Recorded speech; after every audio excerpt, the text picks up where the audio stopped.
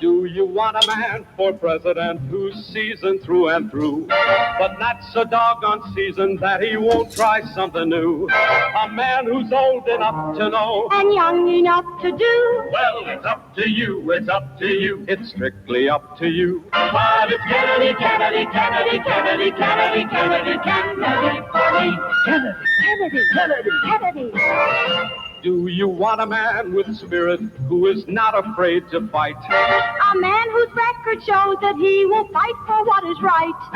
A loyal man who'll bring the job a fresh new point of view. Well, it's up to you, it's up to you, it's strictly up to you. Because it's Kennedy, Kennedy, Kennedy, Kennedy, Kennedy, Kennedy, Kennedy for me. Kennedy, Kennedy, Kennedy, Kennedy. And do you deny to any man the right he's guaranteed to be elected president, no matter what his creed? It's promised in the Bill of Rights to which we must be true. So it's up to you, it's up to you, it's strictly up to you. And it's Kennedy, Kennedy, Kennedy, Kennedy, Kennedy, Kennedy, Kennedy for me. Kennedy, Kennedy, Kennedy, Kennedy. Do you like a man who answers straight, a man who's always fair? We'll measure him against the others, and when you compare, you cast your vote for Kennedy and the change that's overdue. So it's up to you, it's up to you, it's strictly up to you. Yes, it's Kennedy, Kennedy, Kennedy, Kennedy, Kennedy, Kennedy, Kennedy for me. Kennedy, Kennedy, Kennedy, Kennedy, Kennedy, Kennedy. Welcome from my humble second bedroom here in the Saucon Valley, part of the Lehigh Valley in the Commonwealth of Pennsylvania, part of these United States, North American continent, Western Hemisphere, on this planet Earth, the only one. We have third rock from the sun in the Terran solar system, part of the Milky Way galaxy. This is the Kennedy Effect, live with you for the 17th of September, 2023. It is lovely to be back with you all. Let's get straight to the business end of the program, shall we? Wherever you might be across the Facebook universe. Thank you for allowing us to be part of your broadcast day, to be part of your weekend, to be part of your family time. If you're having dinner, getting the kids ready for school tomorrow, relaxing, enjoying, whatever it might be. Thank you for allowing us to be part of it with you on this Sunday evening. We appreciate it very, very much. Wherever you are across Facebook, you can stay exactly where you are and continue to watch and listen, or you can come to our home group Facebook page, That Other Side of Information, and watch us there and comment with us there as well. You can also come to my personal Facebook timeline, Jeff Kennedy, and comment and watch there as well. Now, last week, many of you were kind enough to tell me that the videos that I shared into your groups, that you were, and I don't exaggerate about this in any way, shape, or form, that you were kind enough to allow me to share into your groups, would not show up. Somebody finally told me, and when I say finally, it makes it sound like it's their fault that they didn't tell me. No, it's my fault that I didn't know it. Someone finally informed me that I had to change the privacy settings on the post. So I've done that. So hopefully we won't have any of that. So many of you tried to check the program out and then commented on the post and said we can't see it. I thought, well, that's very strange because I'm looking at the very video that you're commenting on. But apparently there's privacy settings, and I didn't know that. And they were set for only certain people to be able to see the video, regardless of this very fun, Facebook 101 that we're having here, which is just not fun. nor is it productive, or nor is it, regardless, I think I got it fixed. So that's a good thing. So anywhere where you have allowed us, our humble program, to share our show to your personal Facebook, your private groups, your public groups, your pages, your regional, national, global pages, thank you, thank you, thank you. We could not do it without you. I would very humbly remind you that we do not make money on this program. Yes, we have a sponsor, but we don't make money on the program. So one of the ways that we survive, one of the ways that we live, one of the ways that we progress, if you will, is through your kindness and your loyalty and your being with us each and every week, and you're sharing and you're talking about our program and you're just all of it. We couldn't do it without you. You've heard me coin the cliche phrase now that, we could not be here if you are not there. And it is true, and it will never not be true. So thank you, thank you, thank you. You are welcome to stay right where you are. We've shared the program, I believe, to about 105 different places this week. Stay right there. Stay there. Enjoy. Listen in the background, whatever it is. Or please feel free, feel invited, feel welcome to come to our home group Facebook page, That Other Side of Information, or my own Facebook timeline, Jeff Kennedy, and watch and enjoy the program. I will see your comments. Now, I'm supposed to see your comments anywhere that the program is shared. It hasn't exactly worked that way so far, but I do know if I see them, if you make comments on my personal timeline and the YouTube, I will definitely see them. So one of those would be great. So again, That Other Side of Information on Facebook. Our YouTube channel is live and up, and we are live on it right now. That Other Side of Information as well. You can watch and comment there. If you happen to trip over us on Facebook, maybe you're not liking the Facebook feed or connection for whatever reason, you can always go to our YouTube channel and watch exactly the same thing and watch it live and comment on it. You can do that. Our YouTube channel is also called That Other Side of Information.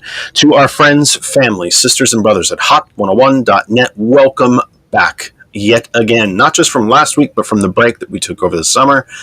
Thank you for allowing us to be part of your day as well. Now, since hot101.net is one of the originators, if not the originator, of global internet radio, you could be listening literally around the globe. I don't necessarily know what time it is where you are, but wherever it is, and actually in the Australia, New Zealand area, it's already Monday morning and you're back to work. Thanks for making us part of your day, your time, regardless of wherever you might be around the globe. It means the world to us. And if you don't know how, that's very funny. I just realized that. We're around the globe and it means the world to us. Well, I guess literally it does, doesn't it? If you don't know how to listen to hot101.net, then you have not been listening to me tell you how to do it. But guess what I'm going to tell you yet again? Hot101.net, our name is our web address, hot101.net. If you have any type of device that can connect to the internet, you can listen to hot101.net. That's desktops, laptops, tablets, phones, even older. Well, geez, when did they stop actually making iPods? Quite a while ago. But if it connects, it works. And you can listen to us. You can Bluetooth us through speakers in your car, headsets, earbuds, Bluetooth open speakers. And of course, you can tell Alexa to play hot101.net. Happy to be with you on TCP Media Group as well as Our Revolution Pennsylvania, the Pennsylvania Progressive Caucus Facebook page, and so many other places around the globe. We are just thrilled that you are here with us. To the final piece of business, our sponsor, that is the PayGive app, www.paygive.org. The PayGive app is a cash app. It is a financial transaction app. You can buy gift cards, make purchases through it. And when you do, you can designate a percentage of the money that is changing hands to go to a charity, cause, or even candidate of your choice. The PayGive app. There's George has switched on the logo, if you will. The PayGive app. We don't all love Cash Apps. I've literally only started using Cash Apps maybe a month or two ago. PayGive is safe, it is secure, and it can be trusted. And you have to buy things. We all have to buy things. And when we buy things, by definition, we pay for them, or at least we're supposed to pay for them. We pay for them. Well, if we have to buy things and we have to pay for things, why not take a portion of that transaction and designate it to a cause of your choice? The PayGive app, you have to pay for things. Why not give while you do it? It is great to have you all here again. George is here with us yet again, 2 weeks in a row. Watch out for snow. Something is going to happen. George is here 2 weeks in a row. Our guest is not in yet, but I knew that there was a chance that she may not be straight away, and that's fine. We'll be here for 3 hours, or at least that's the plan. So I'm not panicked quite yet. I did send the link to her, et cetera, et cetera. So I think we'll be fine. Phone line. Well, how about that pesky phone line, huh? Well, it's here. We have it. But I got to do it through the phone again because we still have not figured out the Google voice. And as I said last week, I will take full responsibility for that because I just literally don't have the patience to sit here and slug through tech support with Restream to get it figured out. Now, George and I talked about this after we left you, after we signed off last week, and God bless him, as he always is. George is way more patient, and certainly he's just a better human being than me, I can tell you that. And he said, okay, this is all we have to do. We have to do this and that and this and that. And I'm like, oh, okay. No, I just don't want to. I'm like, we'll find a time this week to do it. Except I didn't. So this is really on me. But we will continue to work on it. We will find a time. I just realized my gain is really, really high. I'm blasting everybody out. Let me turn that down a little bit. So that's us. That's what we're doing for this week. Let me start off by saying, yeah, George demerits. Mr. Blutarski, 0.0.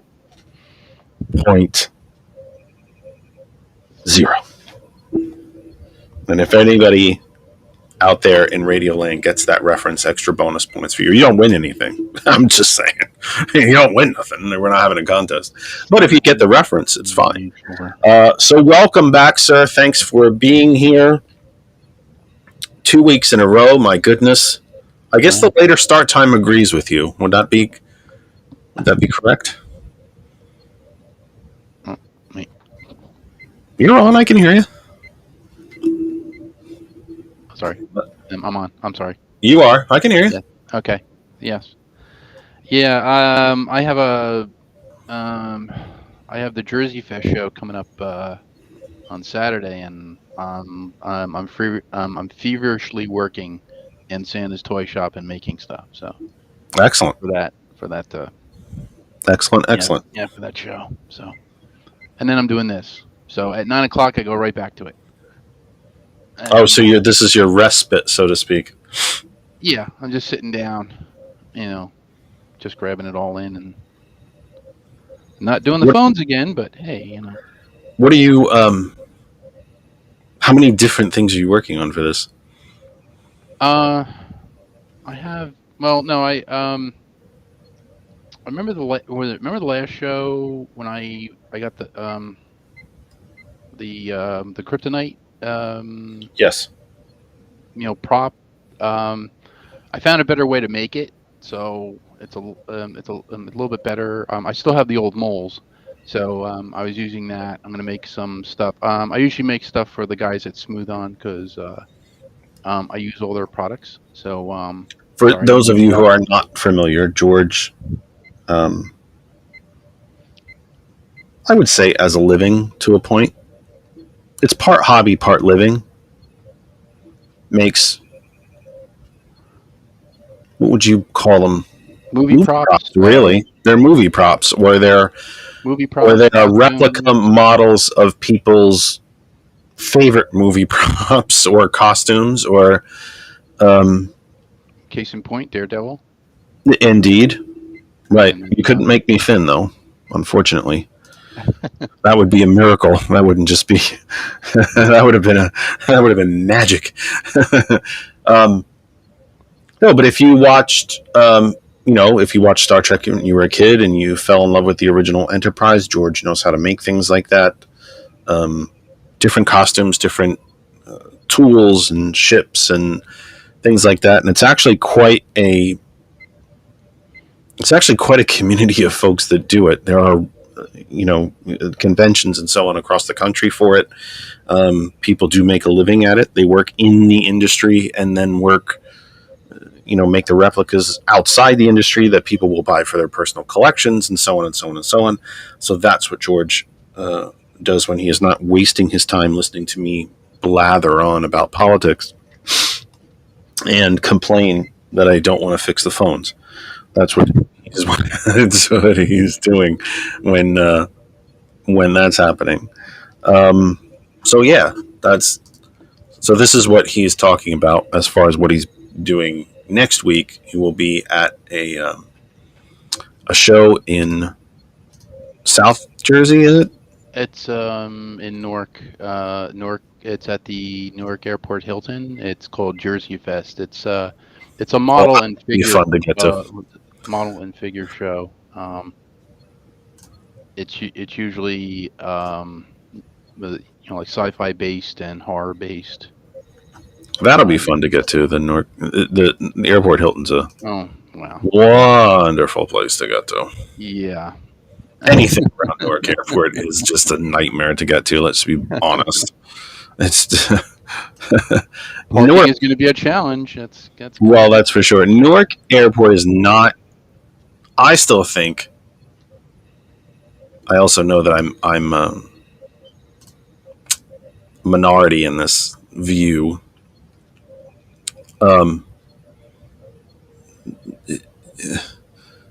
I still think it's the best airport to fly out of. I think it's the easiest airport to fly out of, but it is not always the easiest to navigate. It is extremely busy. The parking lots are an hour away, and they have monorail and all that. Security is very tight there, but it's just so busy. But I would fly out of there 1,000 times before I would fly out of Philadelphia, or Lehigh Valley doesn't take you to a ton of places.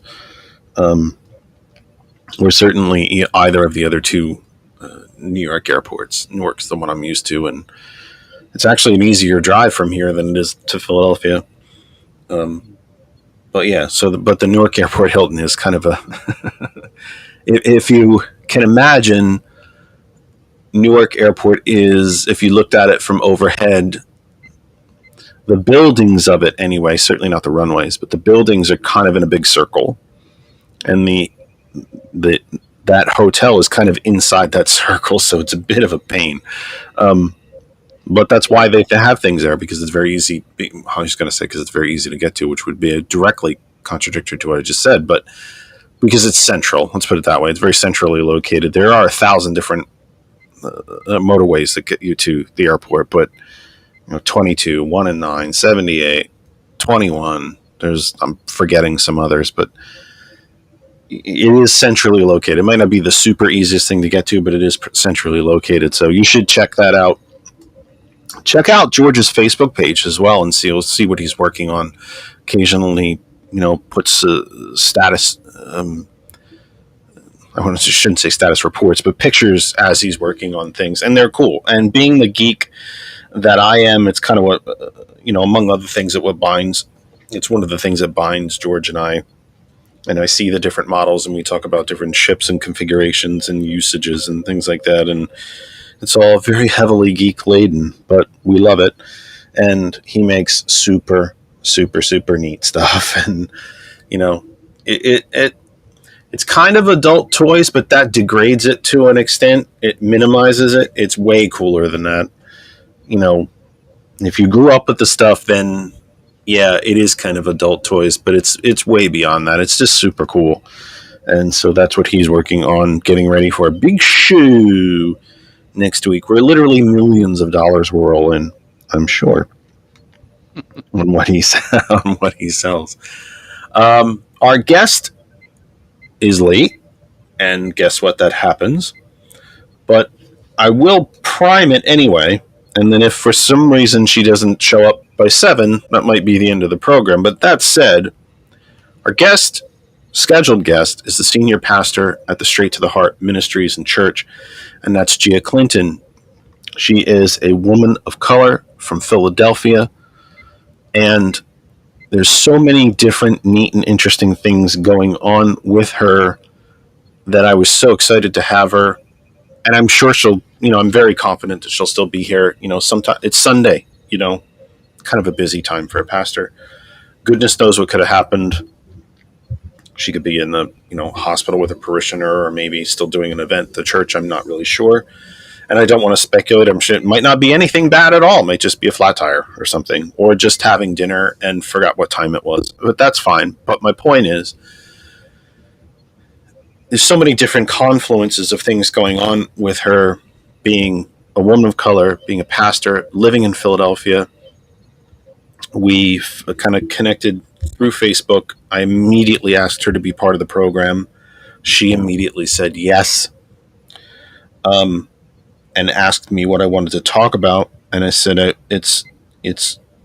want to talk about something that we have talked about on our program repeatedly before, but I don't really think ever gets tired as an issue, especially since it continues to be an issue in the United States, and that is the confluence, the intersection, the exploitation, if you will, the profitization, if you will, of religion for political purposes. And immediately she said, yes, I will talk about that. I wish we would talk about that more.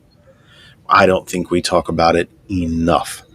So that is what is the plan for the program this evening. Also, as a woman of color living in Philadelphia, I was hoping to speak with her. And again, we talked about this very briefly, the pastor and I, as we set up her appearance this evening,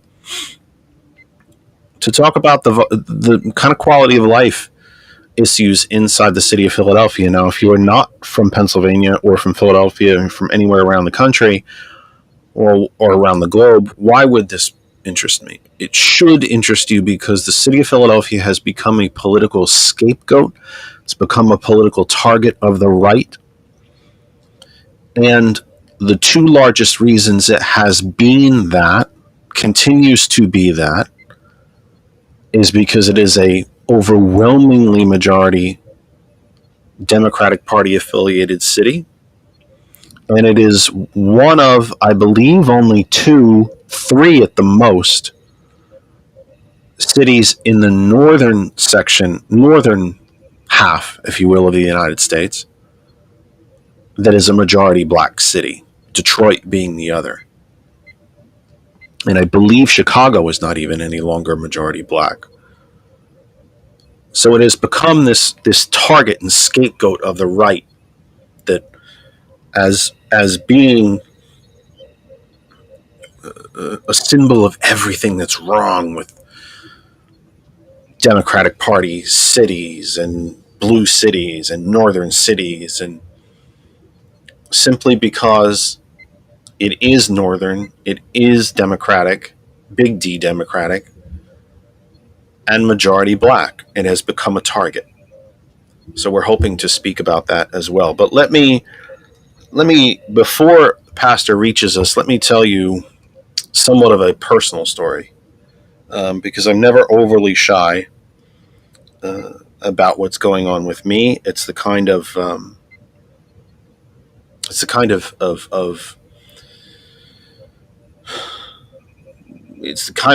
show that I've wanted to build here, that we don't hide too much. I mean, I'm not giving my social security number.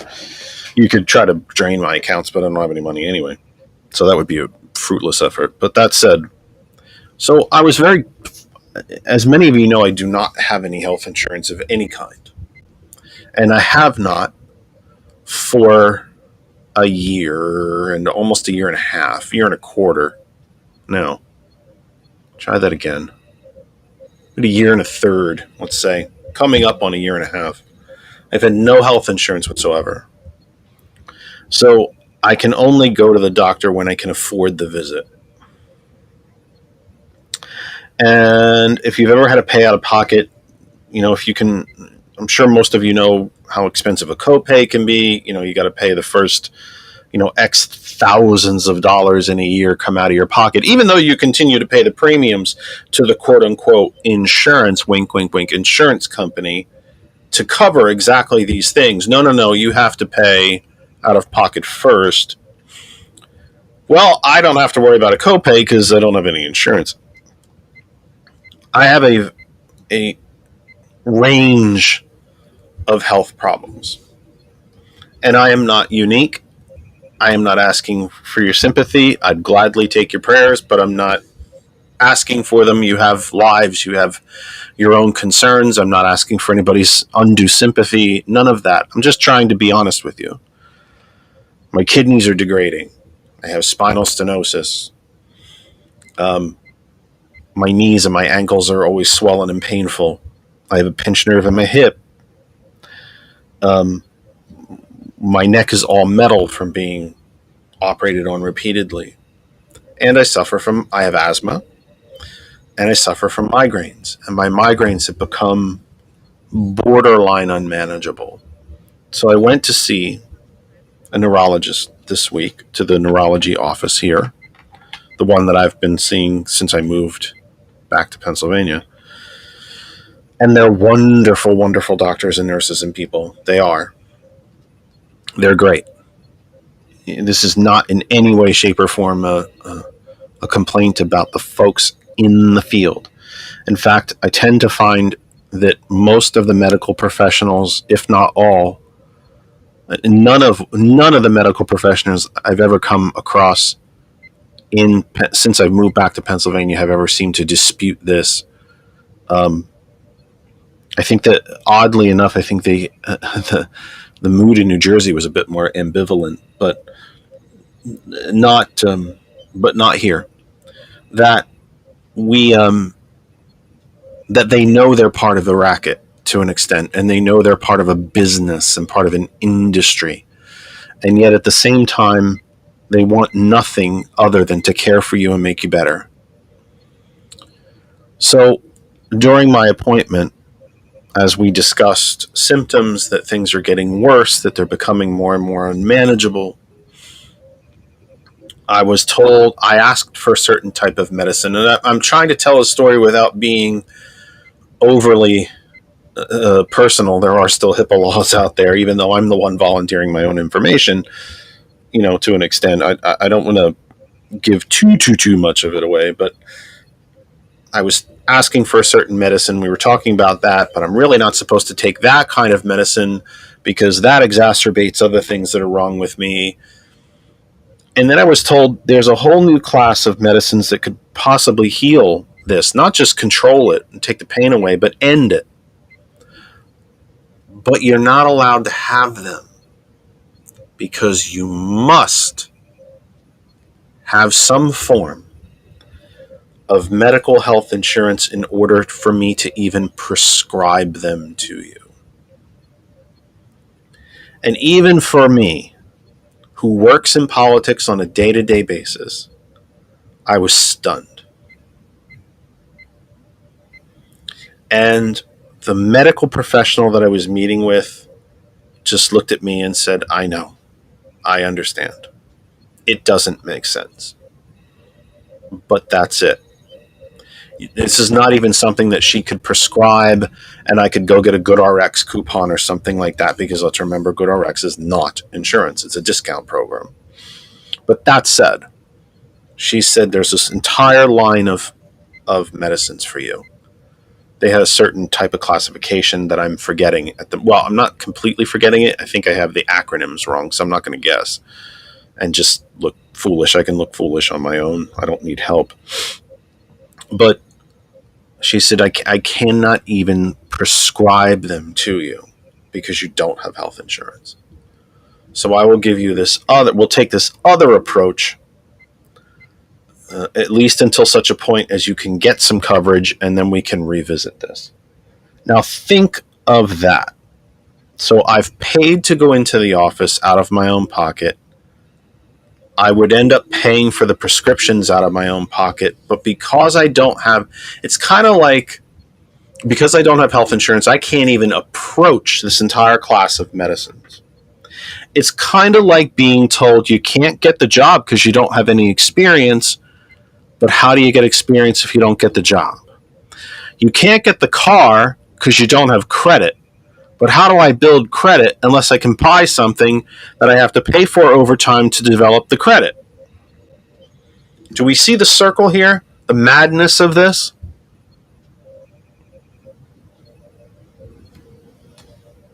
So I'm now on an older type of drug. It's actually a blood pressure medicine.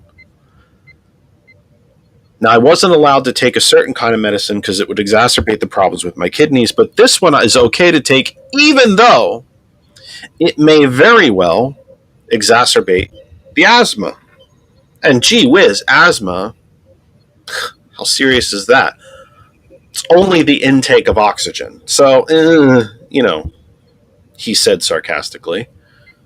Geez, how important is that? Well, it's only about how much air I can take in to stay oxygenated. I needed a rest there. And, so I don't pass out and things like that. So those medicines I can take. And because after all, they're older and generic, and I don't need health insurance for those. I can pay for those out of pocket. I saw a very interesting chart related to this. That was on, that I found on the platform formerly known as Twitter. It sure is an X, let's put it that way. That I did retweet. Number of people who go bankrupt every year because of medical bills. United Kingdom, Great Britain, 0. France, 0. Spain, 0. Portugal, 0.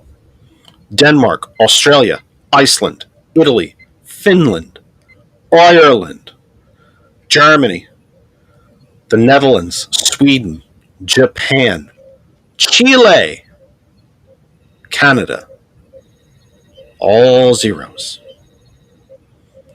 The United States, 643,000 Americans go bankrupt each year because of medical debt. We're number one. We're number one.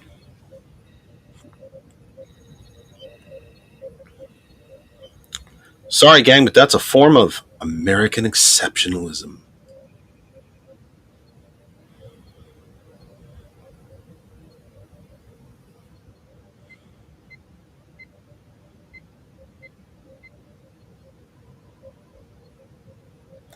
In the reverse,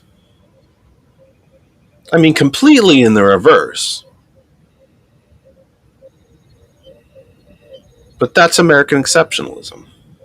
We are so damned exceptional. We are exceptional in our failures on this subject.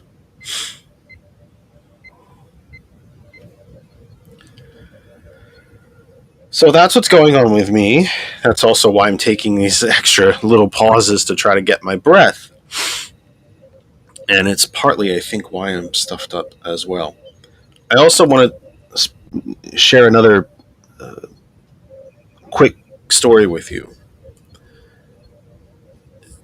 Something that I think probably most of you know. I'm kind of preaching to the choir, no pun intended, given our scheduled guest. that there are still roughly 500 Americans a day dying from COVID. There is a new variant. Cases and hospitalizations are spiking, especially in the South and especially in red counties. Our neighbors just got COVID. They live within feet of us.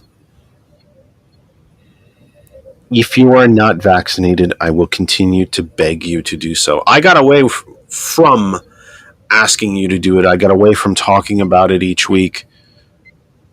But please do it. You can still get the vaccines. I don't believe that the U.S. government is still paying for them. But I do believe that there are still places that you can get them for nothing. Or at least a minimal cost. And we're entering flu season. So you're going to be getting a flu shot again anyway. When you get a flu shot, get a COVID shot. Will it prevent you from getting COVID? No, it will not. But it'll prevent it from killing you. Unless you are so stuck in your political ways that you don't mind dying for your point. So please get a COVID vaccination. Get a flu shot, get a COVID vaccination, get an RSV shot. I actually got a shingles shot, not the same thing. But as we were in the process of getting COVID shots and flu shots, my local family doctor, the best kind of medicine there is, where solving all problems begins, your family doctor, there should be more of them, said, you want to get shingles while you're here? You're 50, you had chickenpox when you were a kid, you want them? I'll take it. The only side effect was a little sore spot right here. And certainly not because I'm overly muscular, I can guarantee you. Just hurt. Piece of cake. So please, those are my two healthcare stories for the week. I wanted to also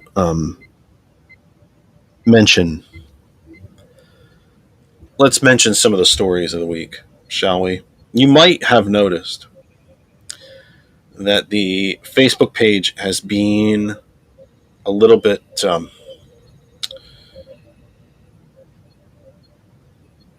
quieter, perhaps would be the right word. A little bit quieter. Well, Guardian put up a paywall. I am only able to access so many articles a week. And simply because all I have to do is open them and it counts. I don't have to post them if I just open them. And I don't always know what to open and what not to open. So I need to get a lot better at mastering the Guardian, or I need to just suck it up and pay for the damn thing. But there's so many other things I have not paid for that I should pay for. So I probably should just pay for the Guardian. But let's check out some of the articles from this week that we did highlight. It has been a busy news week.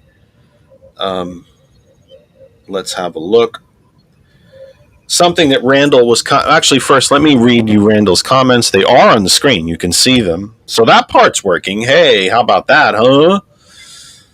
You're right about NPR. I keep forgetting about NPR. You're right. I should do that, too. During our talk about my visit to the neurologist, Randall posted several different comments, and he is correct about Medicare for all. Agreed, 100%, period. Here's the difference.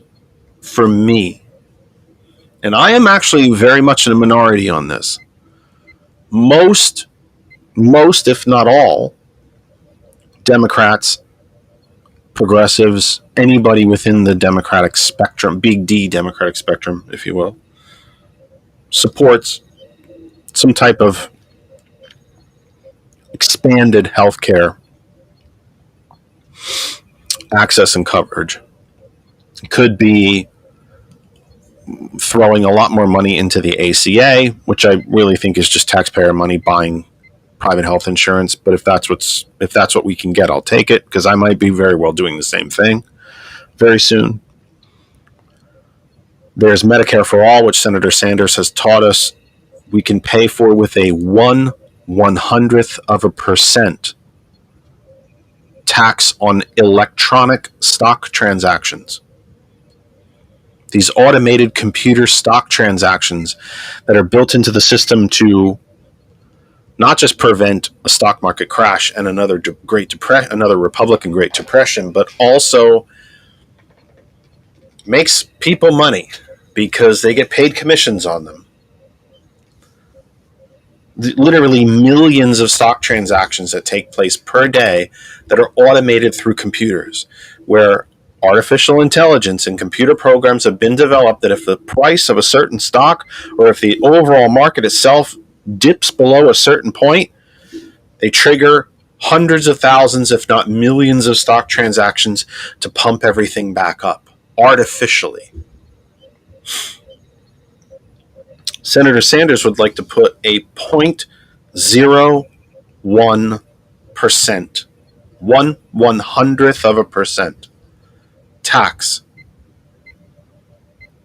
on each one of those transactions, meaning that the transaction, if I have this right, George will correct me, he's smarter than me, that each transaction would be a penny for every $10. I believe I have that correct. If I had a calculator, I'd look at it. I do have a calculator on your phone, you silly goose. Why don't you try that?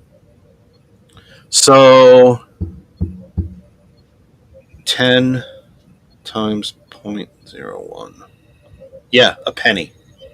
A penny for every $10. 1 penny for every $10. A dime for every $100. $1 for every 1,000. Senator Sanders calculates that an electronic stock transaction tax, which, by the way, we had a stock transaction tax in this country. Republicans got rid of it in the Reagan era. It all started with Reagan.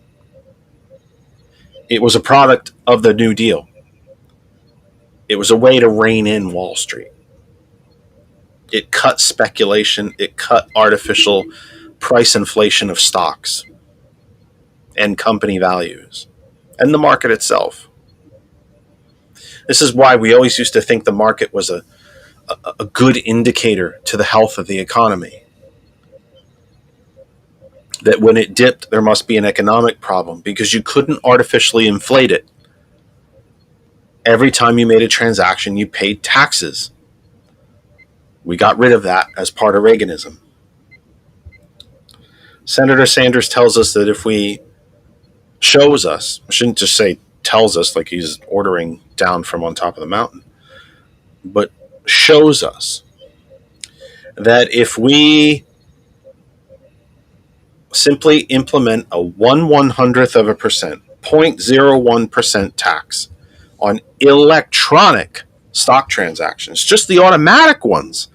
Now, if we did every stock transaction, but just the automatic ones, we would generate approximately $3 trillion a year in revenue for the federal government.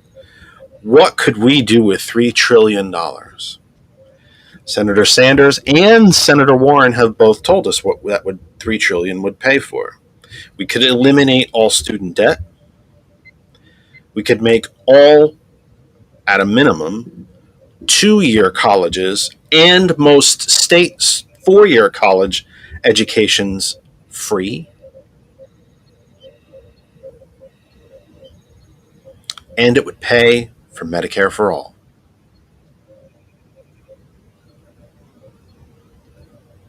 Once the student debt had been eliminated, that money could then be used, by the way, for universal child care across the country. Actually, it was universal preschool and after school child care. That we could start sending American kids to school in a learning, social, safe environment through the public schools, starting at ages 3 and 4.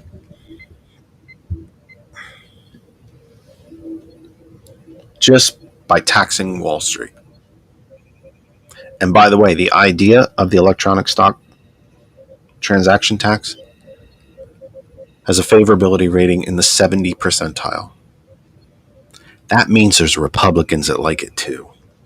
Self-identified Republicans on the street, they like it too. This is not just some ultra-liberal, he tried to say, ultra-liberal, uber-progressive idea. I would refer to it as a common sense idea.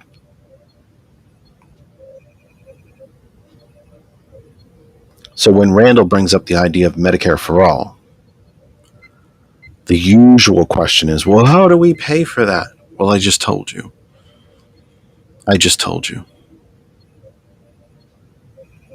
And by the way, are you folks at home? Am I? Is George? Is Randall? Is Kristen? Is April?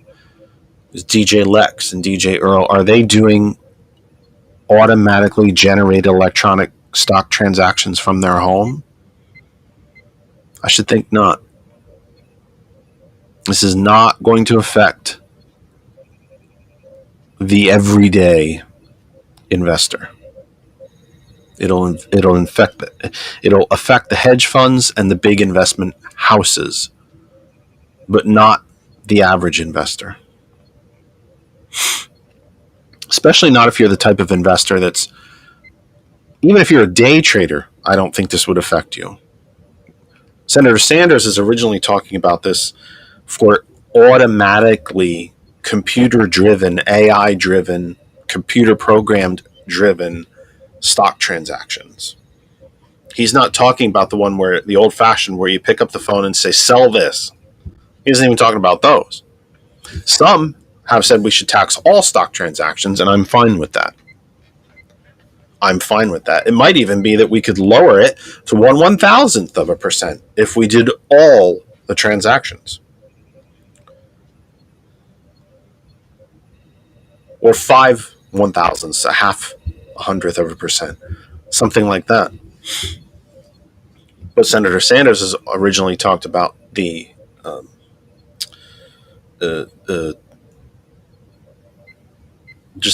automatically driven ones. Randall mentions that most active Democrats, big D Democrats, in Delaware County, Pennsylvania, support some type of national health care as well as child care, free community/state college. Yeah, I mean, that's called populism. That's the needs of the many outweighing the needs of the few or the one. There's another sci-fi reference for you folks. Bonus points for anybody who can name it. That's supposed to be how society conducts itself. Is that majority rules, and that the rules of a society protect the largest number of people possible. That the needs of the many outweigh the needs of the few. Society is also based, one of the judgments, to try to work on the religious theme of our program, one of the judgments of a society is how it defends those who cannot defend themselves. It's why, if you're watching our program on my own personal timeline, on the Jeff Kennedy timeline, not in the individual groups, if you were to scroll through my timeline, you'll see some memories there. You'll see some bad jokes. You also see a lot of animal advocacy, because what is one of the ways that you quote unquote judge a society? On how it defends those who cannot defend themselves, i.e., animals. Every cat I've ever had as an adult has been a rescue off the street. Every dog has been a rescue off the street. Not buying designer puppies. Rescue.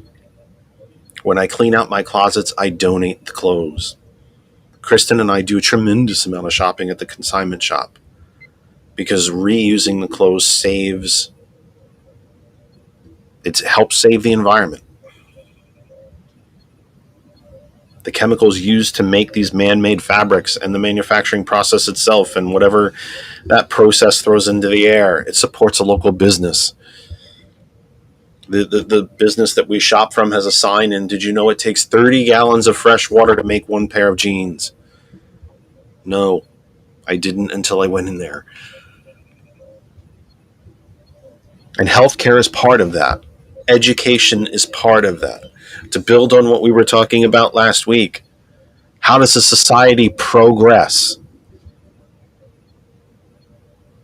Not necessarily be progressive, but how does society progress if it does not educate? Where would human society be if it were not for the Dark Ages, where education was stripped from the populace, restricted to a rich few, where a third of the population of Europe was wiped out by plague? Where would we be without that? How much further advanced would we be?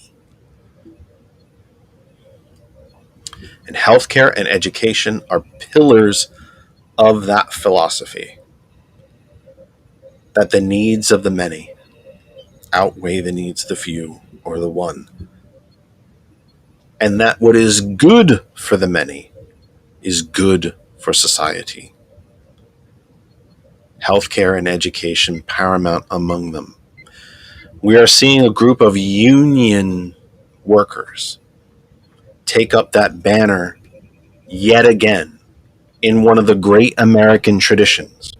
We just celebrated Labor Day a few weeks ago by striking against the companies they work for to say, we matter, we count, you are nothing without us.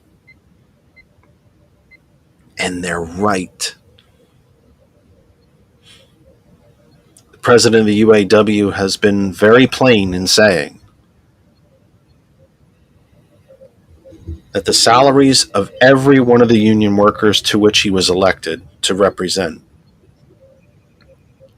could have their salaries doubled, have their vacation time doubled, have their health benefits and pensions paid for 100% by the companies, and the companies would still be recording double-digit net profit margins.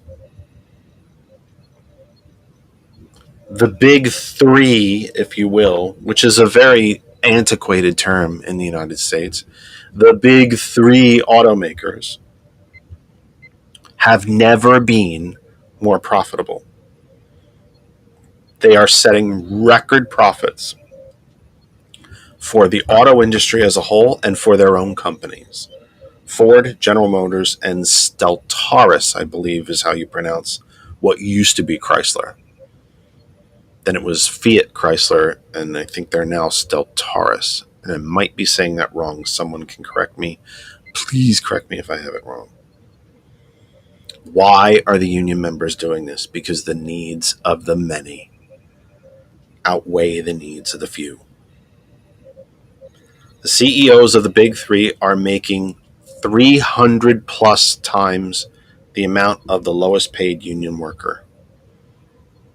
I believe the highest is the General Motors CEO. He's making 354 times their lowest, $21 million a year.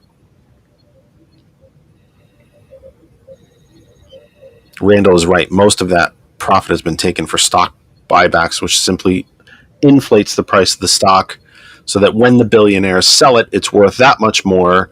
It's that much more rare, so other people buy it, and then they just make more and more billions. Always remember that the 3 richest people in the United States hold as much wealth as the bottom 160 million. And the 8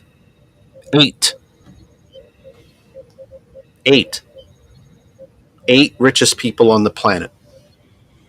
Just 8 people. Not even as many fingers as I have. The 8 richest people on the planet hold as much wealth as the bottom half. George tells me it's Stellantis. Thank you. I said that wrong. Chrysler, it's Ford, GM, and Stellantis, which was what you would recognize as Chrysler. The 8 richest people on the planet have as much wealth as the bottom 3.5. Well, it's more than that now as we approach 8 billion people on the planet. The 8 richest people, 8, just 8, have as much wealth as the bottom 4 billion people.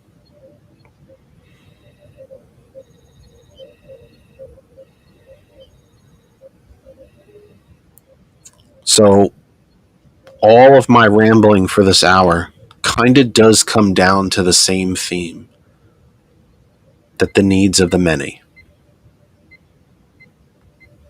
It's how societies used to be built on this planet. And we've had times where it hasn't been. The Dark Ages, medieval Europe, it was the landed gentry and the serfs.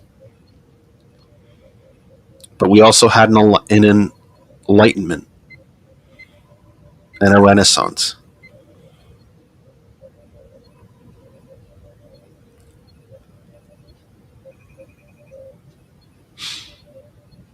We had tribalism, and the Greek city-states came together and formed a nation, a democratic one. Then we had the Roman Empire was a democratic republic, and then it wasn't, and it collapsed. So we've had all types of things in human history, but the one thing that has been proven over and over again is that the needs of the many outweigh the needs of the few. And when we come together as a society to address the needs of the many over the needs of the few, when majority rules, when we do what is best for the majority of us, that society progresses. It becomes more equal, crime goes down, it becomes less desperate. When people are educated, they can take care of themselves better. They are equipped to take care of themselves better. One of the great ironies of republicanism is that we're going to shame the poor and beat the poor and take away their ability to feed themselves and go to school and all that. Well, what does that do? It only perpetuates their poorness. Just made a word. So why would Republicans do this? Because they want, as I have said before, they don't want to go back to the 1950s. They want to go back to the 1150s, where those 8 people that we talked about, they don't just have the wealth of the bottom 4 billion, they rule the bottom 4 billion. That's the goal here. It's dystopian. It should be frightening, but we should not be scared. Because I do think it's different. I do think it's 2 different things to be frightened and scared. We can hear things that shock us and that frighten us, but we cannot fear them. 7:02 Eastern Time. I don't know where our guest is. I'm bummed. Properly disappointed. Not going to hold anybody to shame. Certainly not beating her up for that. You never know what happened. I hope it's nothing bad. I'm certainly not going to speculate that it's anything bad. It's just a bummer. So I will stay with you as long as I can talk, as long as I can keep air in my lungs, which is not feeling good right now. And I'm very stuffed up, and I don't know why. And I forgot my nasal spray here in the room, so I can't even do that. But we'll stay with you as long as we can. I may have to, it might turn into the George modeling hour. And when I mean that, I don't mean George modeling, even though you would love to see such a thing. That said, Randall mentions AI stock transactions could send the whole world-wide economy into a total meltdown, worse than the Republican Great Depression, because there was no regulation of AI. I think that's one way to look at it. I would say, respectfully, and it makes it sound like I trust all of this technology, and I do not. But it makes it seem the AI automatic stock transactions, again, were built to try to prevent a second Great Depression by inflating, by activity in the market, by keeping the market inflated until such a time that it self-corrects. It has largely worked. But I also think the market is entirely overflated, and I also think the market is no longer any type of indication as to the health of the general economy, period. I think they're very, very disconnected. I've told you the story, I think, before in this program, that when I was a kid, before AT&T was forced to break up, a process that started in the Nixon administration, by the way, that they were going to be laying off about 10,000 people nationwide. At that point, AT&T employed hundreds of thousands of people. They were going to lay off about 10,000 people. I think it was only about 4% of the workforce. And this would have been in the Reagan area. I'm pretty sure, though, it was still before the breakup. But if I'm wrong, again, as always, people can correct me if I'm wrong. But I want to say that it was still before the breakup, the government-mandated monopolistic breakup. So they were going to lay off about 10,000 people. I think at that point it was only about 4% of the workforce. The stock price went up.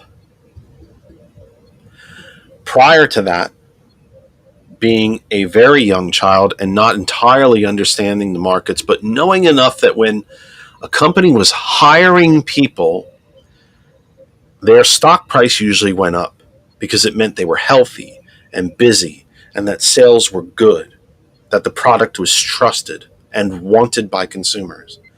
This was different.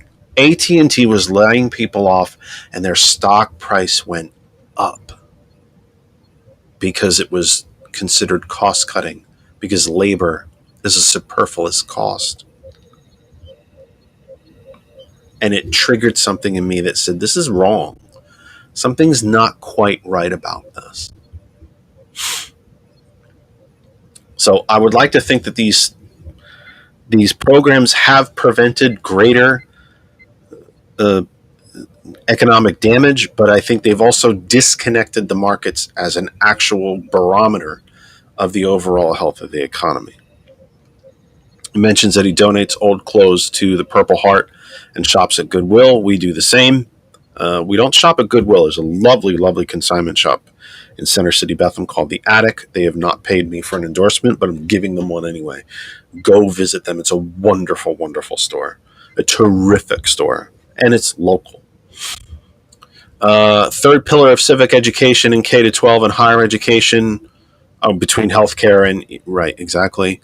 The stock buybacks we talked to, as Robert Heinlein stated, Heinlein is a science fiction writer. I believe he wrote Starship Troopers, if I'm not mistaken. Was it Starship Troopers that he wrote? George will correct me on that, too. You can turn a mic on, too, George, because it seems to be it's going to be me and you until I run out of air. You can't put all of your eggs in just one basket, talking about humans must colonize the universe for mankind to survive.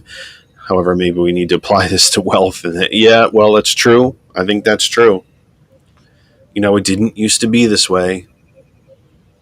It hasn't really been this way probably since the Roman Empire and the medieval Dark Ages that followed it, where so few people have held such control over the daily lives and existence of so many other people. And it's simply not healthy, and it's not sustainable.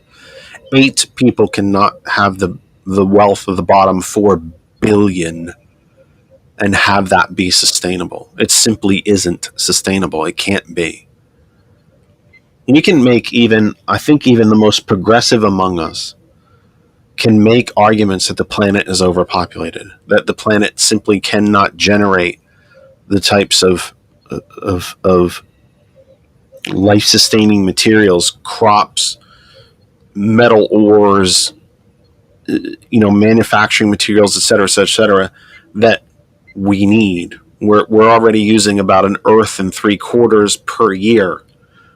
We're stripping the planet dry.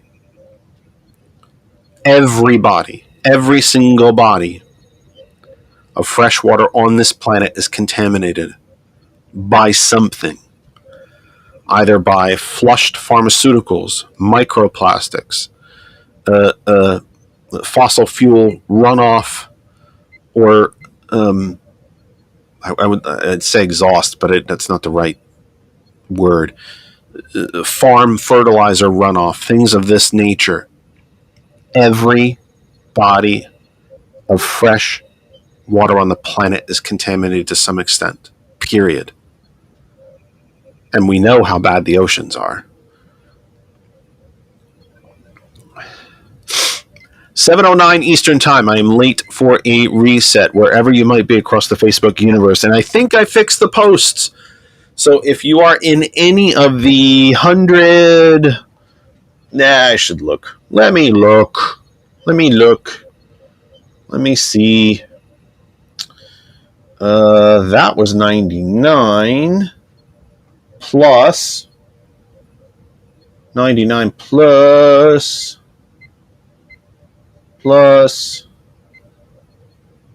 it's in here somewhere.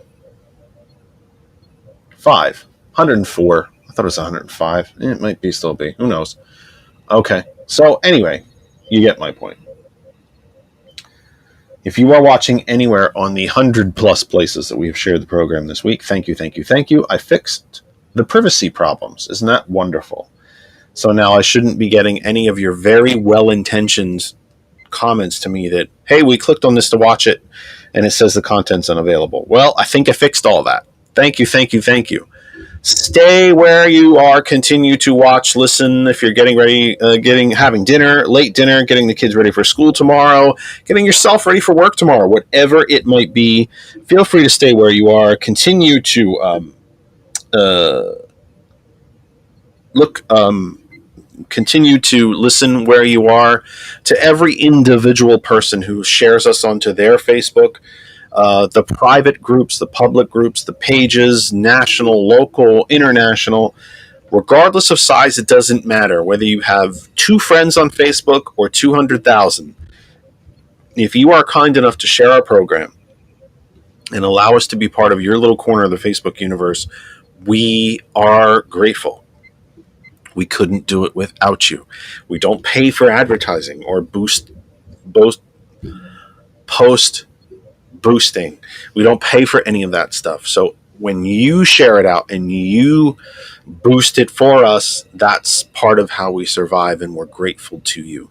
So please keep doing it. I will never share it everywhere that you think it's appropriate, and you know what? Share it some places that you don't think it's appropriate.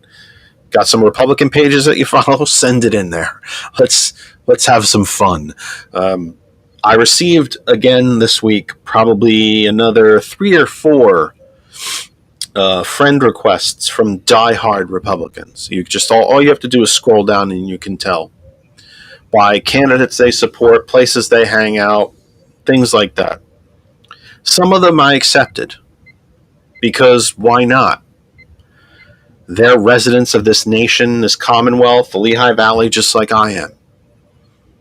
And we should be able to talk to each other.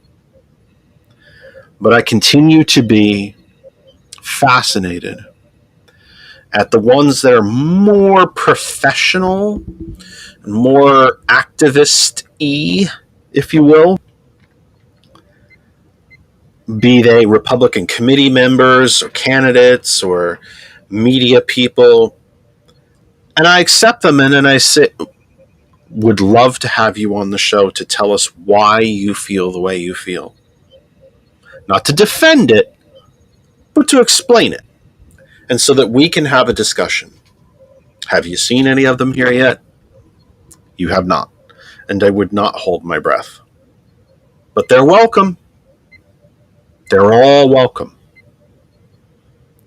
If you are a self-identified Republican, conservative, Trumper, MAGA, old-fashioned Eisenhower conservative,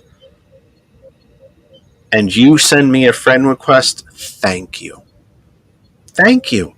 We should be able to talk to each other.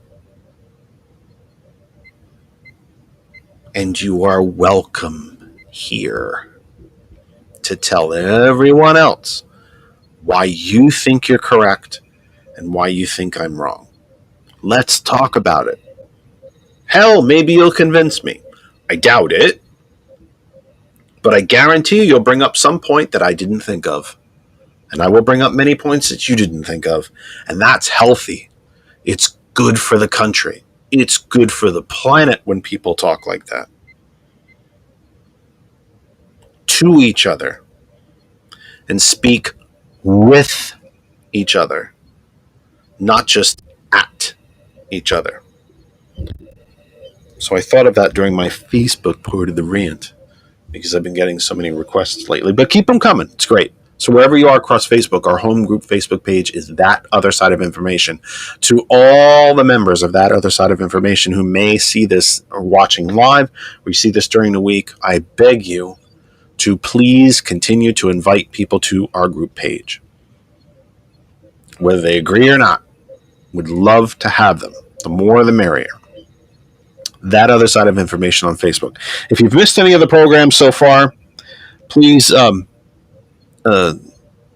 that you can go to our YouTube channel, which is also called That Other Side of Information. We are live there right now. You can watch, comment, ask questions, etc., or you can watch the recording once we are complete.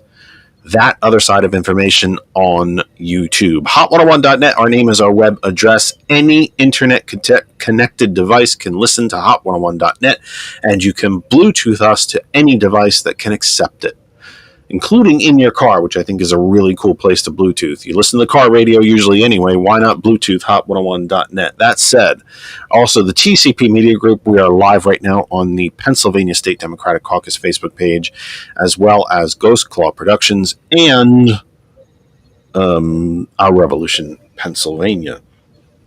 Let me check my other phone here.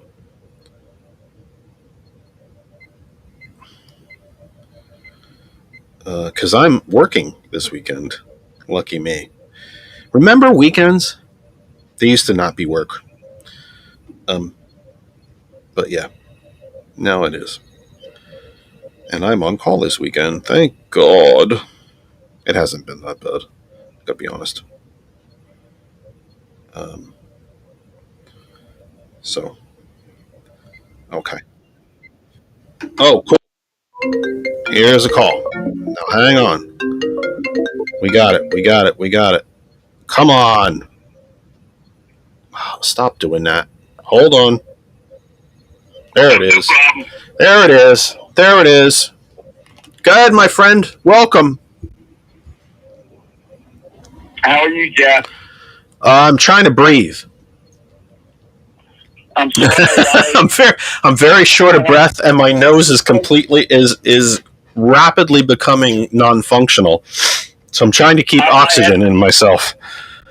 I had to do 2 rescue inhales for my COPD about an hour ago, so I can empathize in a different sort of way. Yeah. Well, one of the new medicine for me, medicine in the context of medicines is a blood pressure medicine to try to help with my migraines. I was told it would exacerbate my asthma. It has not been too bad so far. Kristen might have a different opinion. I don't think it's been too bad so far, but doing this is becoming problematic. I'm not going pale. I'm not going to pass out, I don't think. It would be entertaining. Probably would be really good for ratings. George is on the other end going, oh, God, that'd be great for the show if he just died right here or passed out. He's probably rooting. I'm kidding. Probably really would be, though. That would be a viral moment all over social media. Watch progressive host pass out in the middle of the show. But yeah, it's becoming... I need to stop more and more and try and catch my breath. And I really... I'm not happy that I forgot to put a nasal spray in here because I usually keep one and I turn the camera off and it opens everything up again. But I would have to leave the mic in order to do that. And because we don't have a guest, I can't exactly go running and doing that. But generally speaking, I'm fine, although the migraines are becoming very debilitating. Very debilitating. Yesterday, I had one so bad that we didn't really... Kristen and I are very protective, I think, of our weekends. We really try to do something fun. We try to go to a new place, take a drive. We don't even really try to do errands on weekends, even though we get forced to do that sometimes where we have to I shouldn't say waste the wrong word. Spend an entire day, grocery shopping or doing something that we have to, take the dog to get her nails done and get things for the furry kids and so on. But we try to save the weekends for social things. But even yesterday, I don't think I was well enough to even get out of my own chair until almost 4 in the afternoon. Today, still had a headache when I got in the shower before 1 o'clock, and we didn't get out of the house until a little after 2. So the weekend was kind of it wasn't wasted and it wasn't a lost weekend, but it certainly wasn't what we were hoping. And especially with the weather being as gorgeous as it was. I mean, it was rainy today. Yesterday was perfect. It was just a perfect weather day here in the Lehigh Valley if you're local. And believe me, as kind as it is for Randall to ask, and it is extremely selfless and kind for him to do so, me telling you all out there in, radio and TV land that about all this stuff, again, I seek no one's sympathy. Some of these things are first world problems.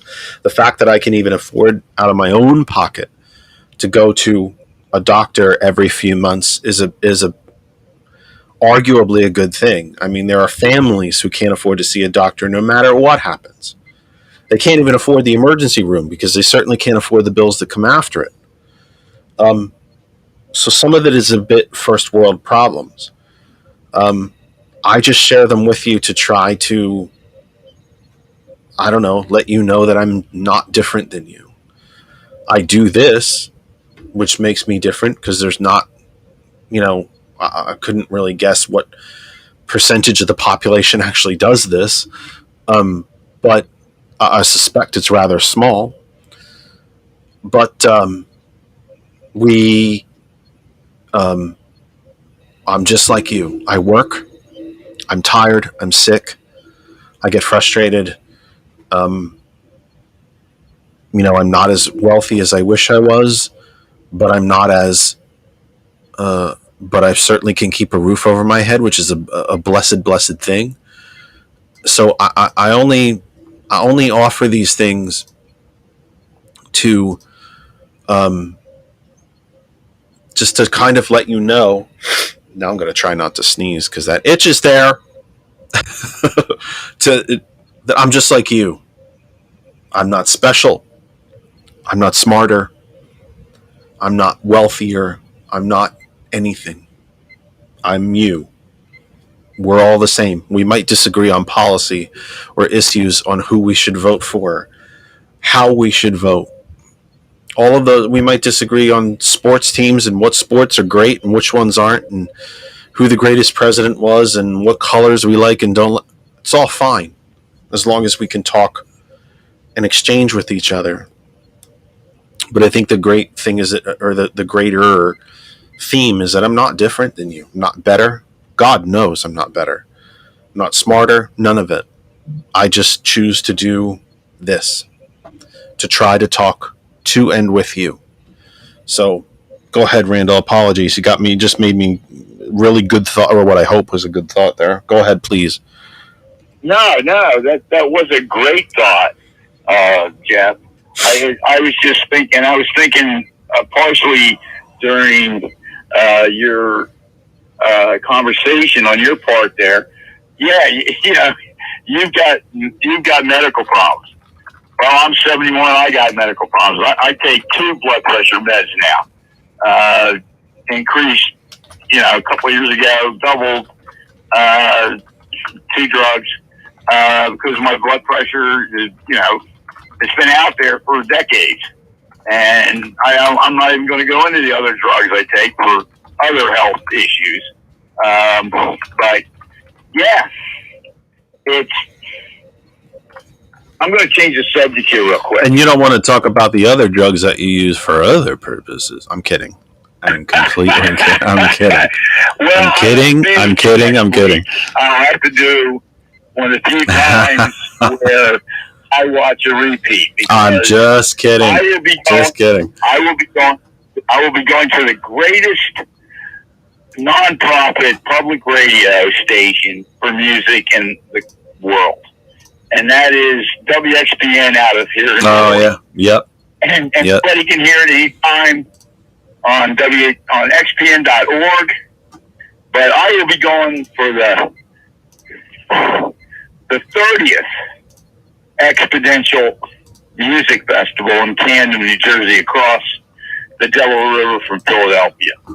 And I will be taking, again, I'm sorry, I told you I'm having fun. No, that's I'll be taking my second daughter's husband, Will, and I'll be taking my 2 oldest grandsons, again, as I took them last year. After I started attending in person again, after 3 years plus of COVID. But in any case, anybody out there, if you want to hear Friday, Saturday, or Sunday, the live music, because it will be carried on WXPN or xpn.org worldwide on the internet, you will hear that those new groups, those old groups, and it's just a wonderful multi-generational time of relaxed concerts outdoors. Like I said, I'm taking my 2 oldest grandsons again next Sunday. And that's 3 generations of my family, of me being a sponsor, a citizen sponsor of that public radio station. Anyway, I'm putting a plug in. Oh, yeah. Look, I'm with you. You should. Public radio is a wonderful, wonderful thing. And, I believe, I really think I'm correct. One of the targets of Reaganism, as Randall well knows, was public television and public radio. Because the Reagan was to privatize everything, right? Get government out of everything, especially get government out of things that was good for people and that educated people. Again, the needs of the many. Anything that didn't benefit billionaires, Reaganism wanted to kill it. And they've done a very damn good job of it. And one of the things that Reaganism, Reaganomics, whatever you want to call it, went after was public radio and public television, to such a point now that I'm nearly certain that neither NPR or PBS receives a dime in federal money. It used to be completely supported by donations and by federal tax dollars, and that was the point of it. That's why we had children's program. Program could be could be a programming that was not profitable because it was never meant to be profitable. It's why PBS could do what they do from 5 or 6 in the morning until sometimes 1 or 2 in the afternoon of just children's educational programming, because it was good for poor kids. I grew up on Sesame Street. I learned how to read from Sesame Street and the Electric Company. And it wasn't profitable. And it wasn't meant to be profitable. It was meant to be for the benefit of the masses. And generally speaking, what is profitable, or what is designed specifically to be profitable, is not always for the benefit of the masses. But PBS was designed for the masses. It was documentaries. It was history. It was learning. It was the news hour, the McNeil Lehrer News Hour. Just the news. Nobody's opinion. Here's what happened. That's it. And Reaganism killed it. So now PBS and NPR largely depend on donations. Donations from foundations. We all make fun of the Arthur Vining Davis Foundation. But they also take corporate money. Yeah, there are now advertisements on the Koch brothers Foundation. There are advertisements on PBS. There never used to be. PBS was commercial free. It is not anymore. It might not be a full-blown TV ad like you're used to during your favorite primetime show, but it'll be a quick little hit of, donation from the Koch Foundation. Koch Industries, the world's leading provider of blah, blah, blah, blah, blah. Oh, it's a commercial. It's a commercial.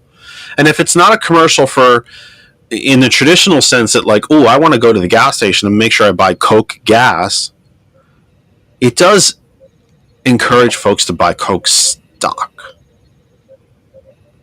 Well, the Koch Industries is fully privately held, but they don't sell stock. But my bad example, but you get my point. ExxonMobil actually donates a lot of money to public broadcasting, and they get a little commercial every time they do it. And they encourage, here, buy our stock. We're awesome. We're trying to figure out how to make fuels out of fungus. No, you're not. No, you're not. Because you've known since the late 50s that global climate change is real and that you're causing it, and you did nothing other than to try to suppress the evidence. So these things are, so when Randall talks about the beauty of public radio, it is a beautiful thing. Hell, I wish I was on public radio. I wish I was on NPR or NPR stations. Wish I was on a station like WXP. But support, if you listen to NPR at all, if you listen to any public radio or PBS at all, donate to them. The more money that you donate lessens the influence of corporate money. I don't think there's enough individuals that will ever donate, unfortunately, enough to PBS to eliminate the Koch brothers altogether, but maybe they don't need as much money from them. I think PBS has done an extraordinary job of keeping their editorial control. You would think that with a television outlet as heavily dependent on corporate money as PBS is, that programs like Nature and Frontline especially, and the documentaries of Ken Burns would never be allowed to air, but yet they continue to make it to air. So God bless PBS for that. They haven't been completely bought out, but it's only going to get worse. So go ahead, sir. Well, I'm gonna change the subject. Go ahead, please. First off, age to Jeff. I grew up watching Mr. Rogers on PBS. So did I. And my children grew up watching Sesame Street on PBS. But changing the subject, yes, going back to Reaganomics, going back to Reaganism, going back to what the former Republican Party has been pushing since Reagan trickle down theory. Well, that's obviously led us into the economic decline of most Americans because of the billionaire oligarchs. But he also sent the signal out to private industry via government industry. The air traffic controllers. He destroyed that union. He sent out the message to corporate America: kill the unions. And God bless the UAW and what they're trying to do, because if they succeed, and I pray to God they do succeed, they will send out a message to normal Americans. Unionization is good. It can gain you this, and this. So, back to you. I think the strength of what the UAW is doing is what I mentioned earlier, and not just because I mentioned it. Again, I'm not smarter than anybody. The president of the UAW, Sean Fain, himself said that you could double everything that we're getting paid and the benefits that we are offered now. Double it. The worker, and remember, now there's a lot of tiers in the auto industry. Newer employees hired after a certain date, some of them only start at $15 an hour, $17 an hour. Not every automaker, not every auto worker is making 30, 40, 50, 60 bucks an hour. Some of them are. Some of the really highly skilled, who've been there a very long time, are making fantastic money. Money that any of us, or damn near any of us, would gladly take if we were able to do the job. New employees don't. They don't make enough money to sustain themselves. What Sean Fain has said is that we had to do that to keep our union together, and we had to do it to help save the industry. Well, the industry has been saved. The big three Detroit automakers, GM, Ford, and I'm going to mispronounce it again, hang on a second, Stellantis, are making record profits.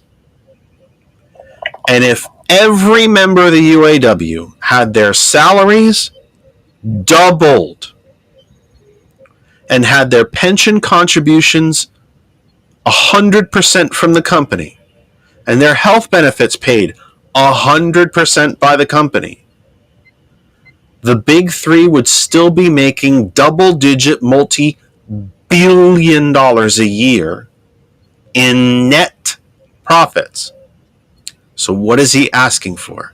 He's simply asking for his fair share. And remember, you like weekends? We just came off of Labor Day. I know you guys, I know all of you out there saw these memes. You like weekends? You like a 40-hour work week? Thank a union. Private sector union membership when Reagan came to power was roughly 37.6%. Over a third of the private sector workforce in the United States was unionized. It's now under 5%. Reagan came to power to destroy unions, among other things. Reagan went to the air traffic controller union convention in 79 when he was running for president for the 1980 election and said, I support you. I will be here for you.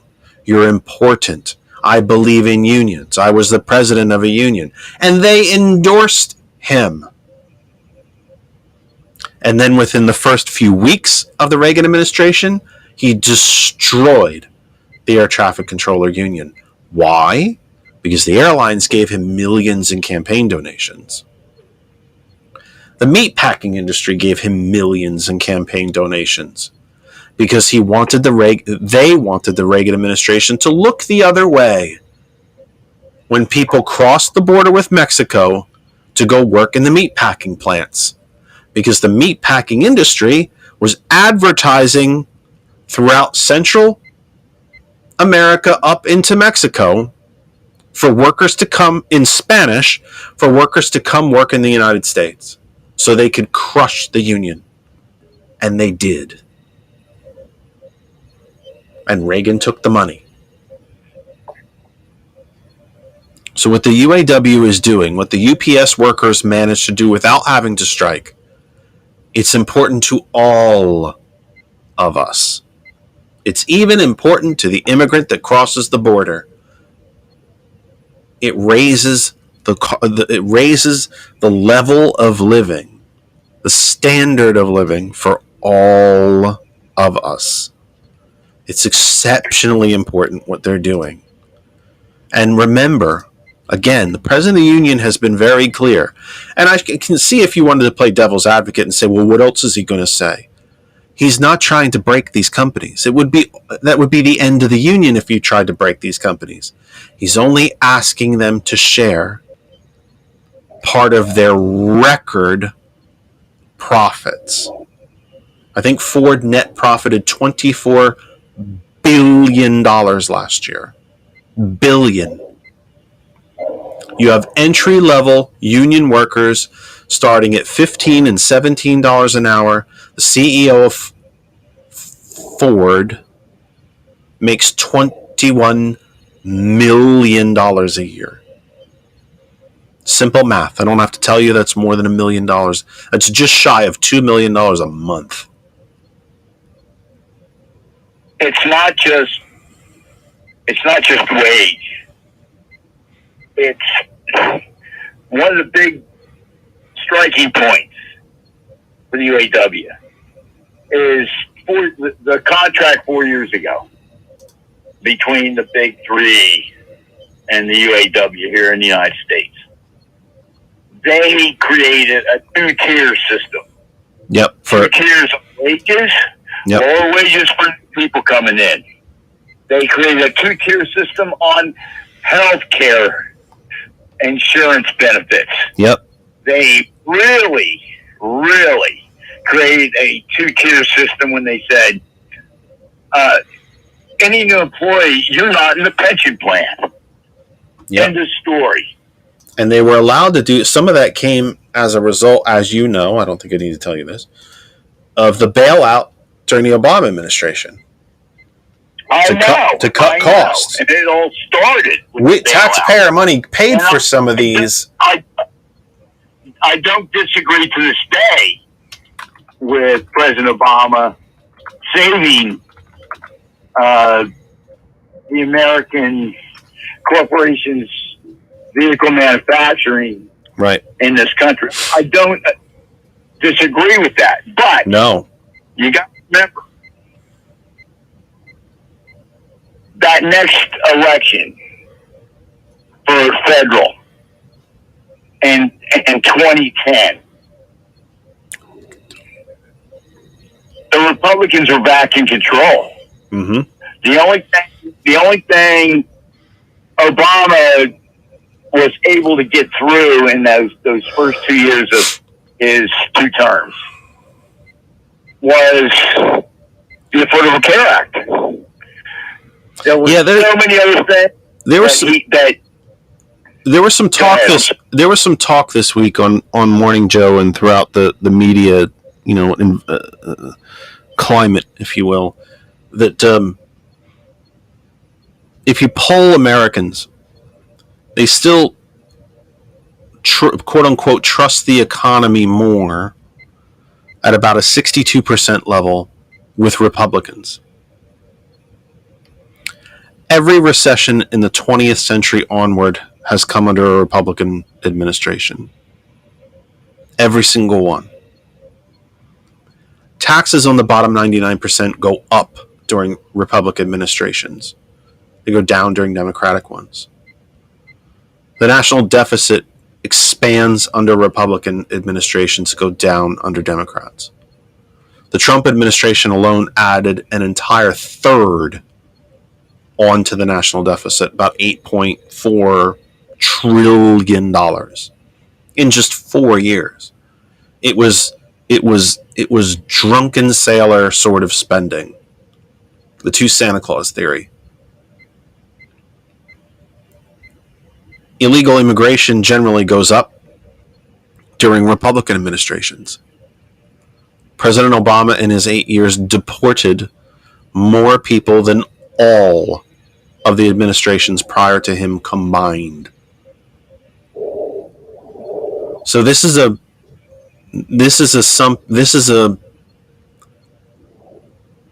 goes back to a misinformation.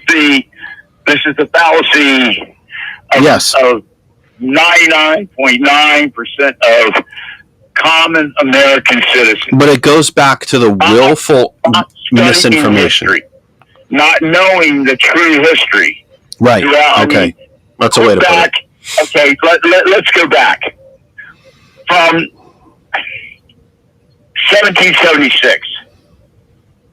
Well, it wasn't 1776. 1781. When we became a country. 89.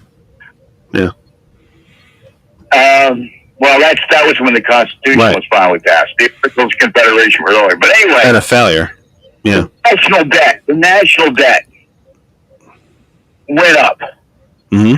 And the biggest part in the 19th century was the Civil War. And then we get into the 20th century. And the biggest part of the 20th century was World War II. But when we get to January of 1980, when Ronald Reagan was sworn in, and we were in a massive recession, but his job was to cut programs. His job was to cut taxes for the rich. And he started that. Because remember, under President Eisenhower, two-term Republican president of the 50s, it was a 45% total tax rate on the upper middle class and above. And that first 4 years of his first term, Ronald Reagan as president, he tripled the national debt from 1776, paying for two massive wars, not just Vietnam and Korean War, World War I, and the Spanish-American War. He tripled the national debt from 1776 to 1980. In 4 years, he tripled our national debt. Yep. By giving tax reduction to the rich. And when faced with the... Then we can go on from there to the history we were talking about earlier. Okay, go back. I'm sorry. When faced with the realization, even from his own people, that there was simply not enough money to run the federal government, and that new income had to be brought in, period. Where did Reagan go? He started taxing Social Security. There you go. And unemployment benefits. So he got elected as president. Social Security was not taxed. Nope. I got taxed to put money in Social Security, but now I'm getting double taxed. He's also the one that put the cap on. He put the cap. That was a Reagan era piece of legislation. Cap the amount of income that was subject to the Social Security tax. But there's another point in history that you're forgetting: the administration of Andrew Jackson. Oh God! Jackson was overly obsessed with the national debt and felt that the government simply should not be in debt, period, and that it should not spend any money outside the money it needed to spend to operate. Now, you might think to yourself, well, that makes perfect sense. You know, a business really shouldn't be spending more money than it needs to run.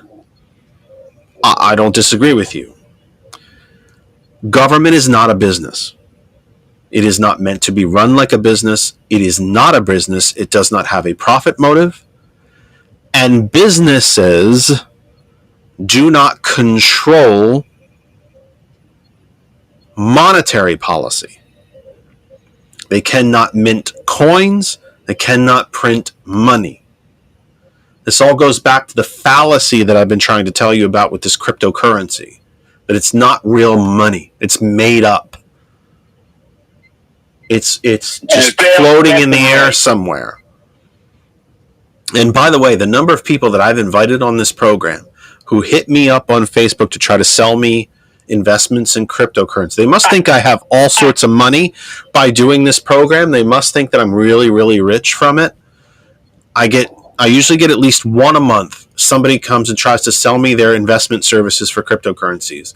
And then I tell them, I'll discuss it when you come on the program and defend cryptocurrencies. And not a single damn one of them has done it. And I'm about a dozen deep now in people who are afraid to come here and try to tell me that these markets are sound, regulated, safe investments. No one will come and do that. But let me get back to the history. So Andrew, President Jackson was overly obsessed with the amount of money that the federal government was spending. It was his belief that the federal government should spend not a dime more than it needs to operate. And as I said, on the surface, that sounds like it makes sense. But there are things that government spends on that are not meant to be profitable. Government is not meant to be profitable. It's not meant to make money. And businesses do not control monetary policy. So what the hell do I mean by that? Government builds roads, establishes fire systems or fire departments, water systems, electrical systems. Obviously not electrical systems back in Jackson's administration, but you get they build roads. They build, well, there wasn't airports then, post offices. And in his time, it would have been cable stations and so on, and railroads. Things that are not meant to be profitable to the government, but are meant to develop the nation. He didn't want to spend on any of that. So he paid off the national debt and then ceased investing in the American economy, period. Government no longer spent money on any of those things. It didn't build schools. It didn't build rural post offices. It didn't invest in police or the military. Well, it did spend on the military, but didn't increase spending on the military. It didn't build roads. It didn't build nothing. It didn't build railroads. It didn't build back then the interstate system. Right. He grew our economy, which was the national canal systems. He didn't do any of that. He said it was his belief that was entirely the purview of private industry, except private industry didn't think it was profitable. So there was a complete emptiness, a complete lack of public investment, and it led to one of the greatest economic calamities in the history of the country. Second only, I would say, to the Republican Great Depression itself. Even the Great Recession of 2007, people seem to forget that it started in 2007, and 2008, I'd say, was probably third. There was complete lack of investment from the federal central government to the states and municipalities for investment to the expansion and civilization, if you will, the societal expenditures of the country. They simply ceased spending money on it. There was zero public investment. And it led to one of the great economic calamities in the history of the country. And the only way we got out of it is that his cabinet, staff, advisors, and him himself finally came to the realization that this is exactly what government's job is. And he began spending again. And let's go flash forward to the birth and becoming the majority of the true Republican Party under Abraham Lincoln being elected president in 1860. During the Civil War, the Republican-controlled Congress, with all the Democrats gone, which today are Republicans, which then would have been Democrats, right, yeah. supporting abolitionism, right, supporting civil rights. They passed during the Civil War. They passed two of the greatest acts that expanded this country across the wilderness within our 48 states. They passed, number one, 1861, the Homestead Act. The Homestead Act gave anyone, hey, you could be a factory worker in New York and Massachusetts with water powered. And if you want to relocate your family to Kansas and stake out 165 acres as a homestead, and you do certain improvements within 5 years, like plant trees, because there was no trees except a few cottonwoods along the few rivers out there. If you would plant trees, if you would do this, and this, 5 years, we'll give you the deed to the land. And in the 1870s, under Republican administrations, post-Lincoln, under Grant, they gave hundreds of miles on both sides of the Union Pacific coming from the east. No, from the west. They gave to the railroads free land. Why? So those companies had capital to build the railroads across our country. They could sell those properties along that wide swath of land along their railroads to people to farm, to people to raise cattle, to people to raise sheep. And again, all we hear from today's Republicans is, well, those things are socialist. They're socialists. No, they're communists. They're communists. No, they are not. They are government planning to help everyone, not just the people, but yes, for-profit corporations. And that was the beauty of the original. And again, we both know there is no Republican Party left alive in this country, true Republican Party. They gave hope to millions of immigrants, and they gave hope. I mean, I traced my family history, excuse me, starting one branch, matriarchal, in Lancaster County, and moving out to Ohio, and moving out to Illinois, and finally ended up in Kansas. And I can trace my paternal side of my family's history. Same thing, moving out to Kansas, Blackson, Missouri. It was my father and from Missouri and my mother from Kansas that got married and produced us. Anyway, my mother, God bless her soul, till the day she died, no, that's not the day she died. She always voted in Kansas and even here for probably 20 years in Delaware County, which when I took my political science 101 course at Warren Wilson College in 71, I had a Southern instructor that picked out 3 examples of total political control of counties. One of them was Dade County, Illinois.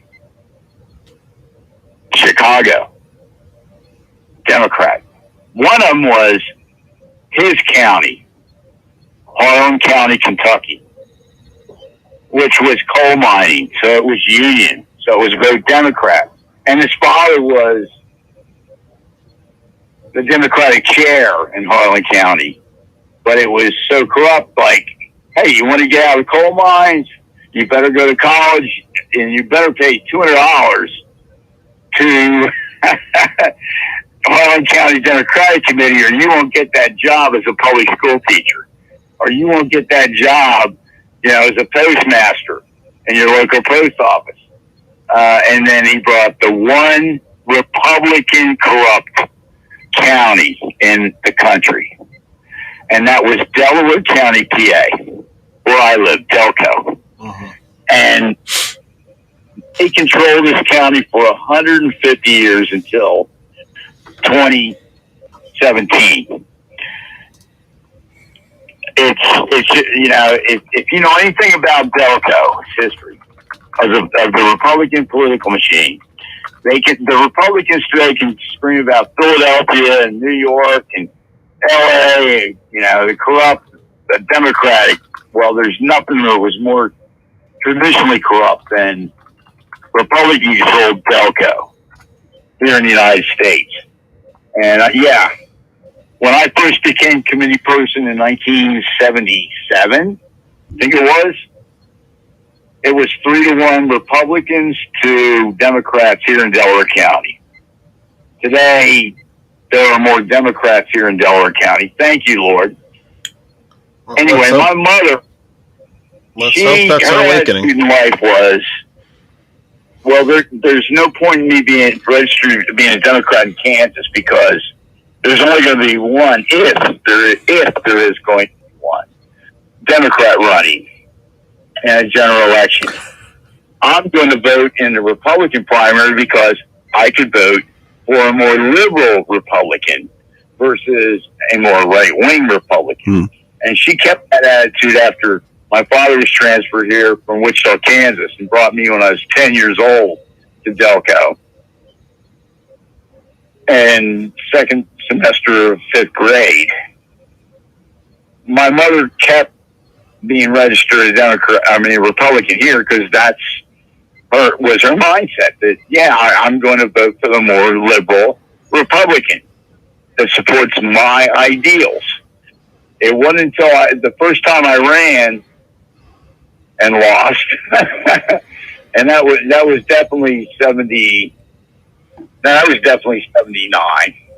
First time I ran for our local school board, I lost. She switched her registration to be Democrat so she could vote for me in the primary. And yes, until the day she died here in the 21st century, she was registered Democrat here. And she saw, when I ran for, fast forwarding another more than 10 years. Anyway, when I ran for state rep, and I'm trying to think, 98. When I ran for state rep in 98 against, in my district, the Republican Speaker of the House, well, obviously, I reached out and even to my union, and I didn't get a cent because he's a Speaker of the House. I ran for my county council in the Delaware County Council in 1991. Yes, I lost, as usual. But, I've been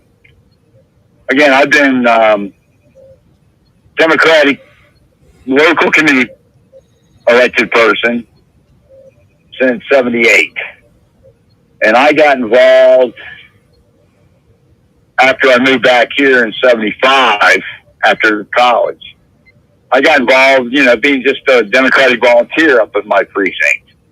So the point is that it's important to be involved. Being involved doesn't always mean success and rainbows and unicorns, but it's important to be involved.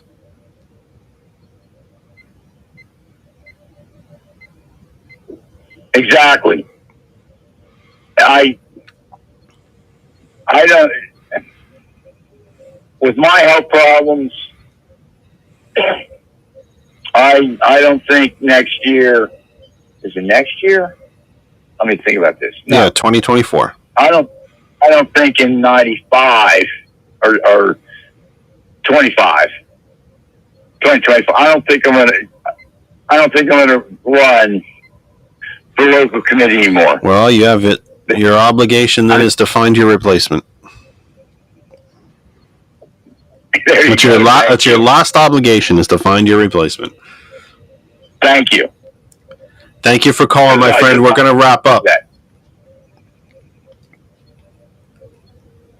No problem. Am I gonna see you at the end of the month? What do you think?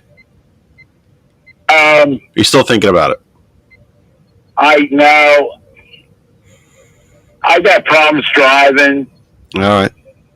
And just hold on a second. I got problems driving, and I had to give up my personal vehicle since I not working for the family budget. So my wife, who still has to work because of her age, I'd have to borrow her car. Well, bring her with you. But I would love to finally meet you in person next. Well, my telling you about that is in no way, shape, or form to pressure you. It's simply to say that you would be welcome. It would be lovely to meet you in person. That's all that it is. It's nothing more. There's no pressure other than that. I'm going to be there Friday night and Saturday, getting the work done, as they say. It would be extremely, really incredibly nice. So you think about it. There's 2 weeks left. Don't worry about it. We're good.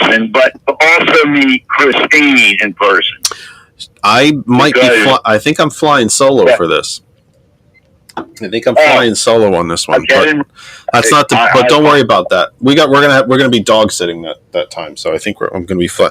Anyway, look, I'm gonna wrap up. Thank you for calling me, as always. Thank you for being just a good, decent human being, and for being my friend. And I'm very grateful to you. Stay healthy this week and every week, and we will talk again next week. How's that sound?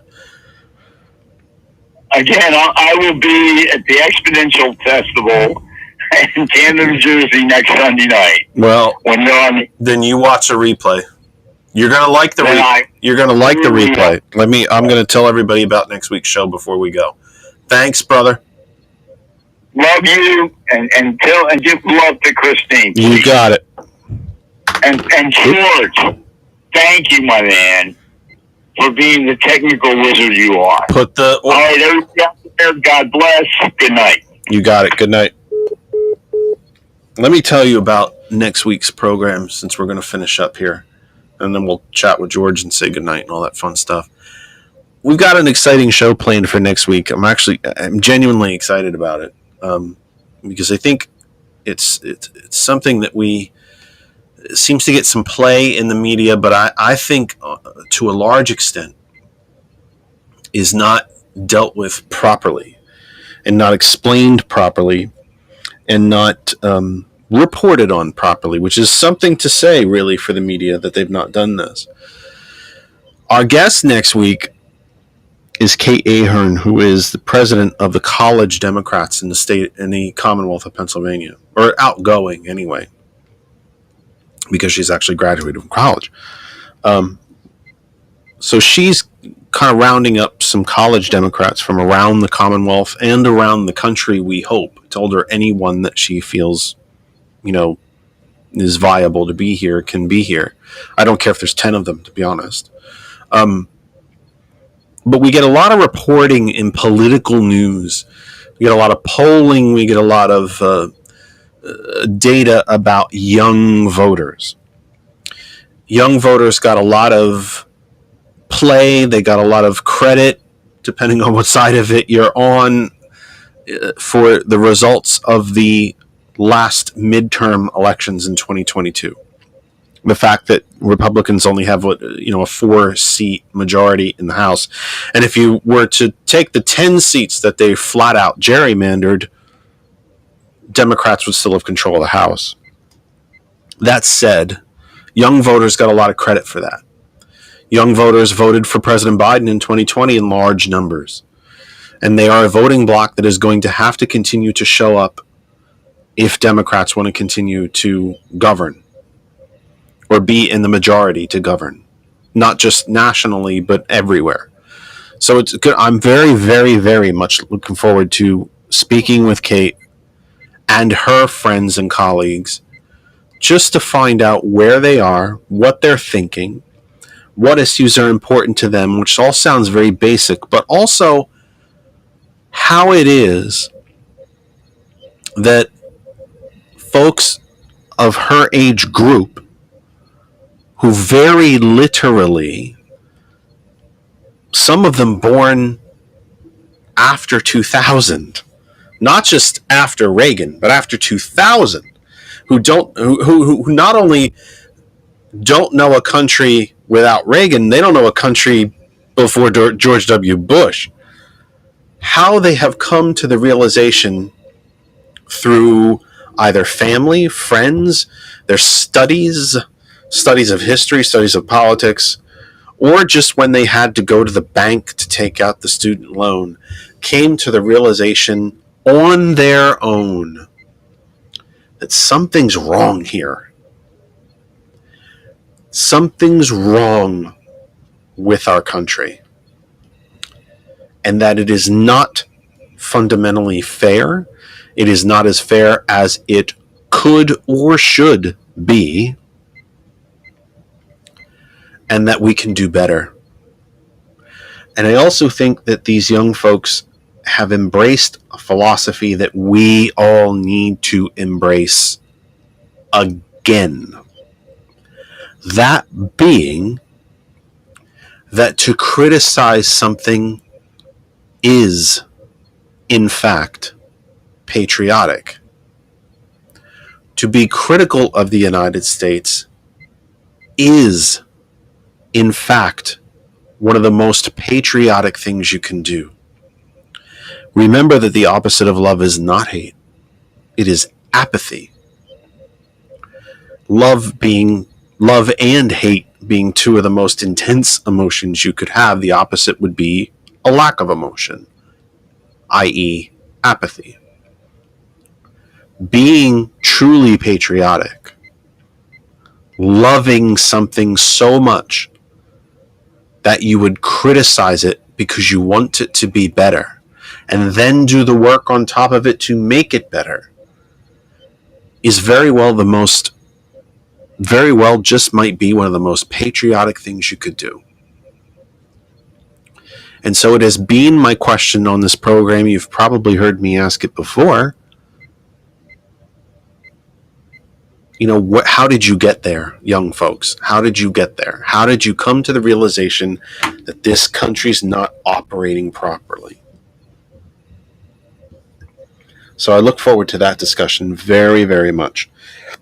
That is what is scheduled for next week, which would be the 24th. 17 and 7 is 24, which would be the 24th, again from 6 p.m.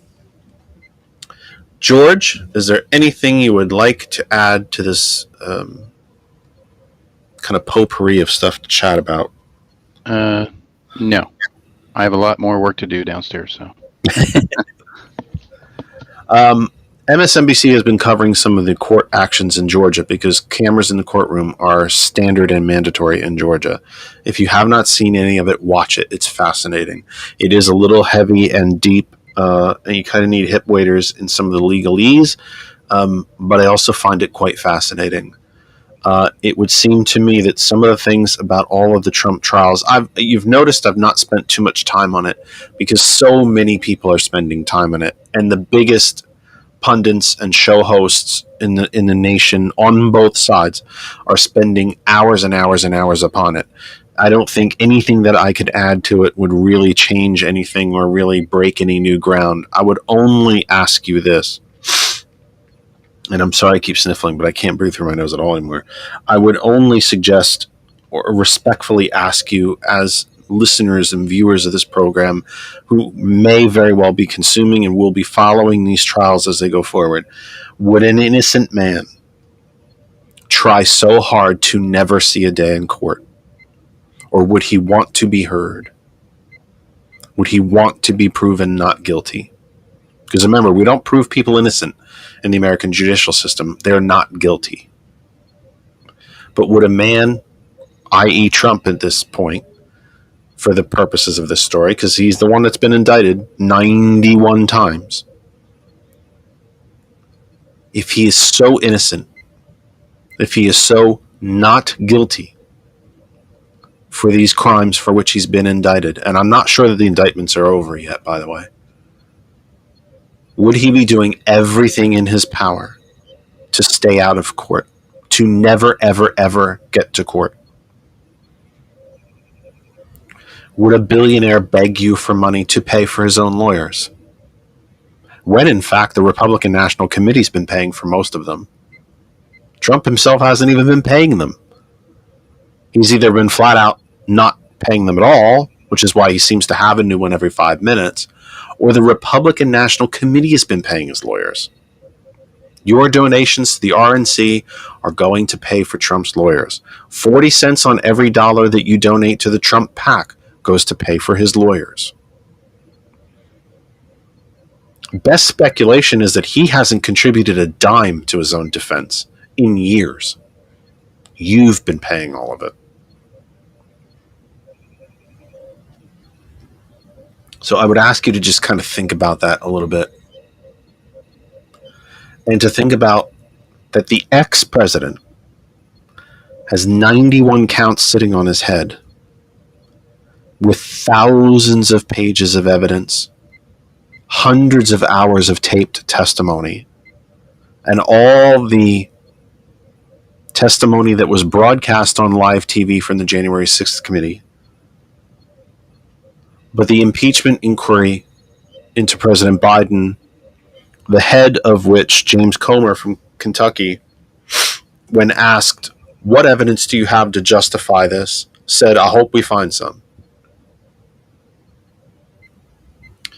If the bar for an impeachment inquiry is that low, then I'm wondering why there isn't impeachment inquiries into Justice Alito and Justice Thomas at a minimum. I hope we find some evidence. We already know evidence that they're both bought and paid for, and that Kavanaugh isn't too far behind him, having all of his personal debt wiped out shortly after he was nominated to the Supreme Court, shortly before. So I would ask you to look for those things this week. Our plan is to return to you next week at 6 p.m. Eastern Time. For our guest that was playing tonight, I have not heard from her. I simply hope that everything is okay. Could have been very well something just as simple as flat tire on the highway on the way to come home to appear on the program. Could be